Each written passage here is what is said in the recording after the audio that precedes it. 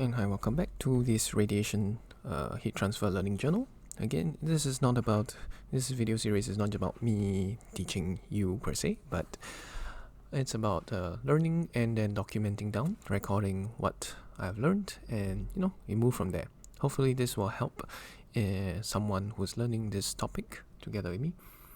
And in the last video, we're talking about the relationship between the spectral emissive power and of course the spectral intensity. Now, an astute observer, if you're very sharp in your observations, you would have noticed that there's an extra cosine theta here in this equation. So this sine theta, d theta, d psi, this is the solid angle, d omega. Now, why is there this extra cosine theta here? Well, you have noticed the way we define intensity is per unit normal area, right?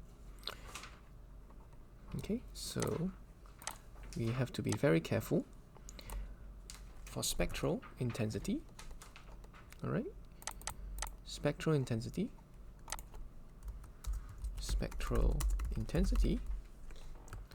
This is per unit normal area. Whereas when we talk about a spectral emissive power, the area we use is per unit surface area, which is this baby over here. So this dA is being used when you talk about spectral emissive power. This yellow area, so-called, if you do the cosine theta, that's the area being used in the definition of intensity, right? So how do we relate the two? It's simply like this. ER, this is based on the direction R. Okay, so dA, so ER dA is this one, equals to the intensity R theta psi d dAp. What is AP? This is the projected area here. Alright, this is this yellow one here. So how do we get the cosine theta there? We just do this substitution. dAp equals to dA cosine theta. And by substituting that in, we will just get cosine theta to the right side. If you just substitute dAp equals to dA cosine theta, you see the dA's will cancel out, and then you're just left with the cosine theta. Alright. I think there should be a directionality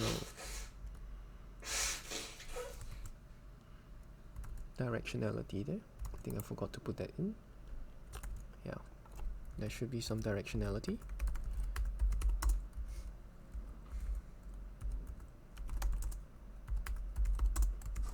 Okay, so I mean, of course, the spectral emissive power, you can also add the directionality there. Okay, it's not just intensity, that way you can split it up according to directionality, but the spectral emissive power, you can also split it up according to directionality. The main difference here is which area is being used. Okay, one uses the projected area, which is the intensity. One uses the actual surface area, which is the spectral emissive power. So hopefully that clarifies some potential confusing points. And I think I forgot to add the unit of solid angle. We call it steradians. Okay, so just take note when I'm going to mention steradians here, that's the solid angle. So for a hemisphere, so you can see this theta goes from, or rather psi, the azimuthal angle. The azimuthal angle is this big circle here. Okay, it goes one big circle here. This is the azimuthal angle. It goes from 0 to 2 pi. for the polar angle, in this case it's theta. Called polar because you can see it's from North Pole to South Pole. Azimuthal is east to west in one circle. So the polar angle goes from 0 to 2 pi for a hemisphere. Okay, so we are only concerned with the hemisphere because this dA, this area, is kind of emitting radiation upwards and outwards. We don't consider whatever's going to the bottom, because on the real surface the bottom is probably more solid and stuff, so we don't really consider that. So the azimuthal angle psi goes from 0 to 2 pi, and the polar angle goes from 0 to pi by 2, and the solid angle covered is 2 pi steradians. Okay, why is it 2 pi? Remember, we have the definition omega equals to a divided by r squared. If this is a hemisphere, we'll have 4 pi r squared being the surface area divided by 2, and this is again divided by r squared. So what we are left with is basically 2 pi, right? 4 pi over 2 is just 2 pi. So the r squares cancel and we get, for a hemisphere, the solid angle is 2 pi steradians. Okay. Alright, enough of that. We have corrected some of the mistakes in the last video, but we want to move on to emissivity and absorptivity. Okay. So by definition, emissivity, alright, this is the energy emitted by a real surface compared to a black body. This is the very simple definition. We'll refine it as we go along. So absorptivity is the energy emitted by the real surface, whatever surface you're trying to compare to, okay, should be absorbed by the real surface compared to a black body. So these are the basic definitions, and that's why we went through all the trouble of defining what intensity is, what is E, the spectral emissive power is. Okay, so right now let's take a look at the emissivity part. Okay, so we'll scroll down a little bit, skip all this stuff we probably don't want to take a look at yet. Okay, so we can take a look. See this emittance here.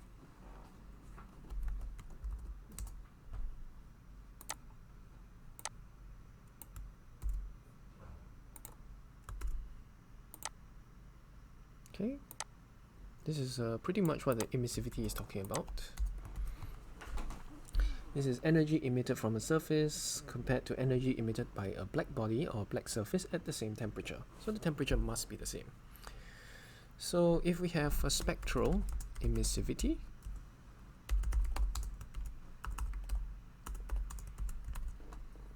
alright, spectral emissivity, yeah, if you have a spectral emissivity, if you ever talk about that, so we use epsilon equals to, alright, let's say we can use energy, alright, based on a certain temperature, based on theta and psi, based on the wavelength, or let's say the frequency, nu. Okay, so I'll just put a subscript nu here to differentiate, and this is the surface we're interested in. At the bottom we'll have the surface of a black body.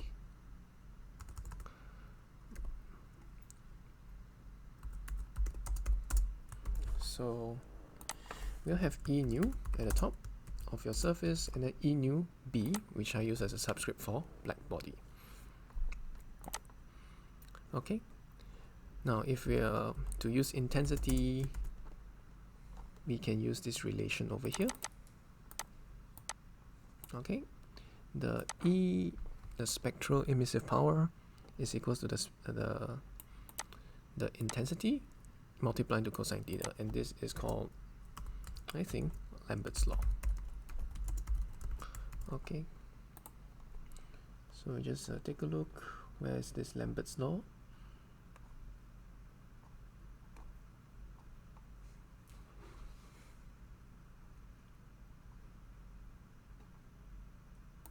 Okay, you can take a look at equation 1.35. That is just a little bit there. Let me increase the font size. Hopefully, yep. Let me put this here. So 1.35. So the directional emitted flux of a black body varies with the cosine of the polar angle. This is sometimes referred to as Lambert's law or the cosine law. Alright. So there's nothing too big about that. Let's see. I want to get back to the main normal font size. Okay, good. Okay, so if we have the top, I nu t theta psi nu cosine of theta, and both are the same angle basically. Nu b t theta psi nu, and this is also, there's a cosine theta at the bottom. You can see it just cancels out in terms of the emissivity, spectral emissivity. Alright. And likewise, the absorptivity, the definition at least, this is spectral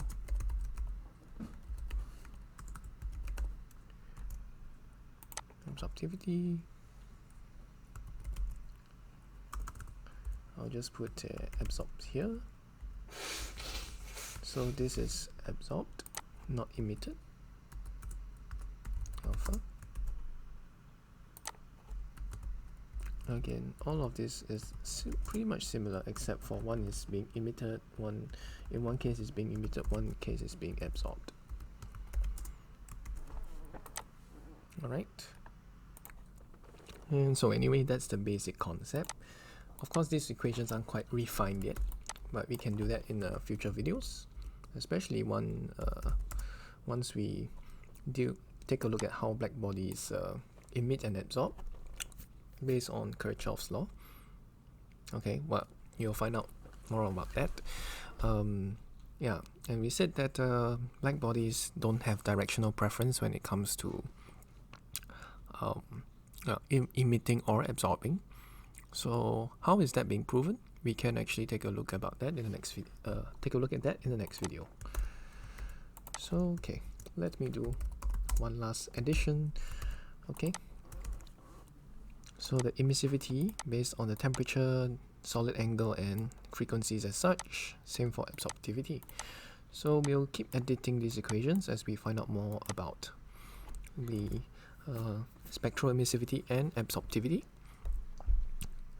Yeah, you can do that in the next video. But first, let's investigate black body radiation, or black body emissivity and absorptivity, and the black body intensity. All right, so that's all we have.